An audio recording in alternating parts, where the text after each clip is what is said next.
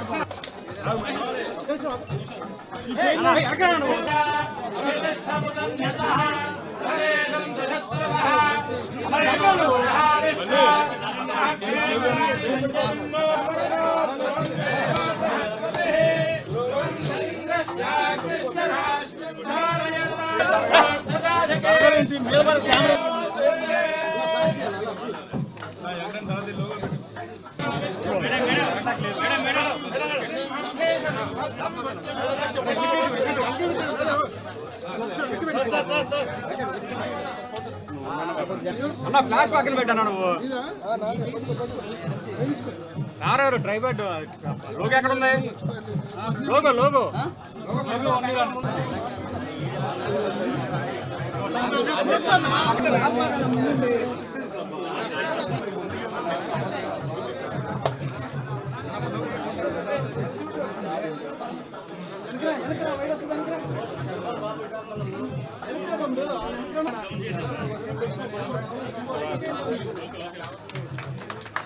దింపనా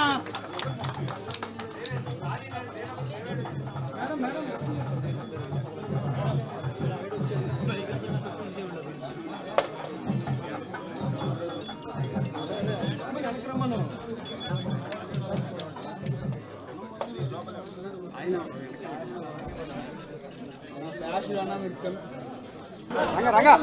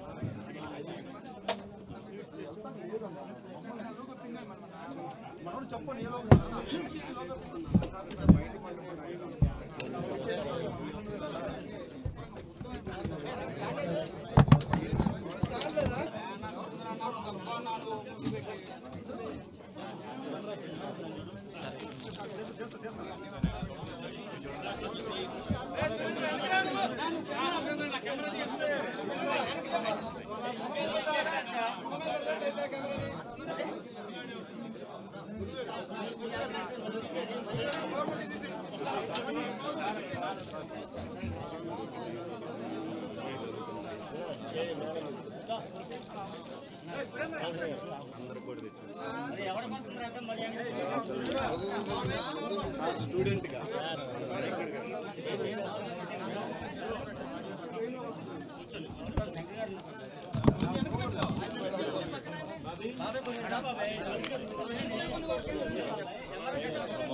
అంటే ఎంత ఇబ్బంది పెట్టిందని మీకు తెలుసు, సంతోషంగా ఉంది. ప్రతి పాయింట్ మీకు తెలుసు. సార్కి అన్ని విషయాలు తెలుసండి. చాలా ఆనందంగా ఉంది. సార్ అప్పుడు ల్యాండ్ పూలింగ్ తీసుకున్నప్పుడు కానీ ప్రతి విషయం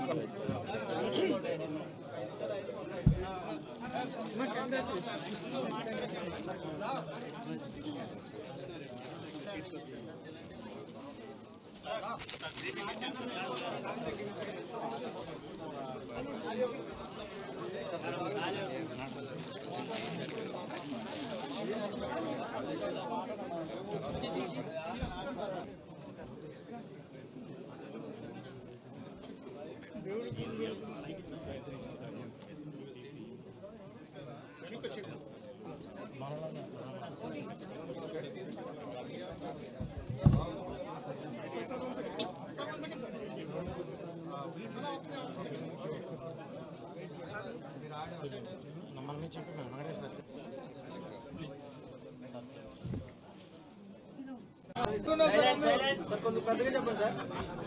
అందరికీ నమస్కారాలండి. ఈరోజు నేను మున్సిపల్ శాఖ మంత్రిగా పదవి బాధ్యతలు తీసుకొని సీట్లో కూర్చోవడం జరిగింది. అయితే ఈ యొక్క మున్సిపల్ శాఖలో అతి ముఖ్యమైనది అమరావతి రాజధాని డెవలప్మెంటు, క్యాపిటల్ సిటీ. 217 చదరపు కిలోమీటర్లతో ఆ రోజు ఇక్కడ క్యాపిటల్ సిటీని డిజైన్ చేయడం జరిగింది. దానికి సంబంధించి 48,000 కోట్ల రూపాయలతో టెండర్లు పిలవటం,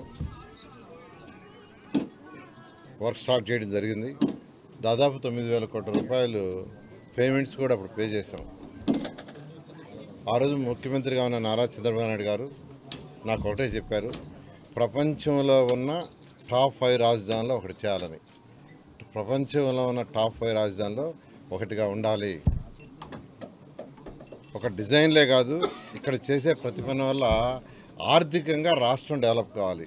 ఇక్కడ ఏ యాక్టివిటీ చేసినా దానివల్ల రాష్ట్రంలో ఉన్న పాత జిల్లాలు 13 జిల్లాల్లో ఆర్థికంగా పెరగాలి.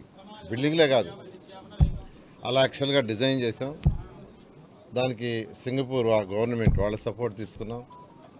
నార్మన్ ఫాస్టర్ అండ్ పార్ట్నర్స్ వాళ్ళకి డిజైన్ ఇచ్చి ఫైనల్గా వాళ్ళ దగ్గర డిజైన్ చేయించాం. తర్వాత రోడ్లు, డ్రైన్స్, డ్రింకింగ్ వాటరు, ఈ ప్రాజెక్టులన్నీ టెండర్లు ఇచ్చాం. అన్నీ ఆల్మోస్ట్ ఆల్. వాటిలో మెజారిటీ పార్ట్ కూడా కవర్ అయింది. అయితే అధికారుల కోసంగా హౌసెస్ షీర్వాల్ టెక్నాలజీలో దాదాపు 90% అయిపోయినాయి. మంత్రులకు కావచ్చు, సెక్రటరీలకు కావచ్చు, రకరకాల గ్రేడ్ అధికారులకు కావచ్చు చేసాం. అదేవిధంగా ఇవన్నీ చేయటానికి రైతులు, ఈరోజు నేను చెప్తున్నాను, రైతులు ఇక్కడ నా వెనకాల ఉన్నారు. 2015 జనవరి 1 ల్యాండ్ పూలింగ్ నోటిఫికేషన్ ఇస్తే 2015 ఫిబ్రవరి 28వ తేదీ అర్ధరాత్రికి 34,000 ఎకరాలని ఒక చిన్న లిటికేషన్లో కూడా లేకుండా రాజధాని కట్టడానికి రైతులు ఇచ్చారు. అది మా ముఖ్యమంత్రి గారి మీద నమ్మకంతో ఇక్కడ ఒక మంచి క్యాపిటల్ డెవలప్ చేస్తాం అనే ఉద్దేశంతో తెచ్చారు. రాష్ట్ర రాజధానికి ఇచ్చారు. అట్లాంటి రాష్ట్ర రాజధాని యాక్చువల్గా గత ప్రభుత్వం పూర్తిగా నిర్విరామం చేసి 3 రాజధానులు అంటూ మూడు ముక్కలాట ఆడి పూర్తిగా నాశనం చేశారు. రైతులకు ఇవ్వాల్సిన కౌలు గీవులు కూడా సరిగా ఇవ్వక వాళ్ళని నానా ఇబ్బందులు పెట్టారు. ఏదేమైనప్పటికీ ప్రజలు ఈ అరాచక పాలన చూసి విసిగిపోయి ఈరోజు ఎన్డీఏ కూటమికి 164 సీట్లు ఇచ్చారు.